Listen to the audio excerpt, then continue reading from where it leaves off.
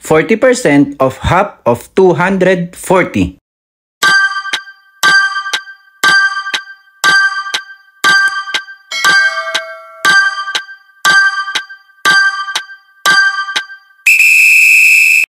Another random question mga ka-review na lumbas ng nakaraan na Civil Service Examination. Ang sasagutan natin ngayon dito sa Learn with Earl's Review channel.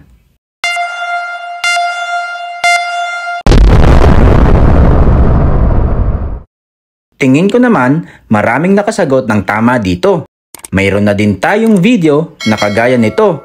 Ang magiging solution natin ay 40% multiplied by half, then multiplied by 240. Itong 40% gawin na nating decimal. 0.40 multiplied by, ito namang si 1/2 ay gawin nating 0.5 multiplied by 240. 0.40 multiplied by 0.5 is 0.2. Tapos, itong 0.2 multiplied by 240, which is 48. Yan ba ang sinagot nyo ng exam mga ka-review?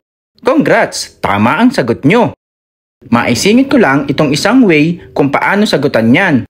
Baka sakaling magustuhan ka niya. Baka sakaling magustuhan nyo ang solusyon. Kung i-analyze natin itong problem, half of 240. Ibig sabihin, kalahati ng 240. 120. Kukunin na natin ngayon ang 40% ng 120. Tulad ng ginawa natin kanina, itong 40% gawin na nating decimal. 0.40 multiplied by 120 is 48 pa rin. Kaya sa lahat ng sumagot ng 48 ay tama.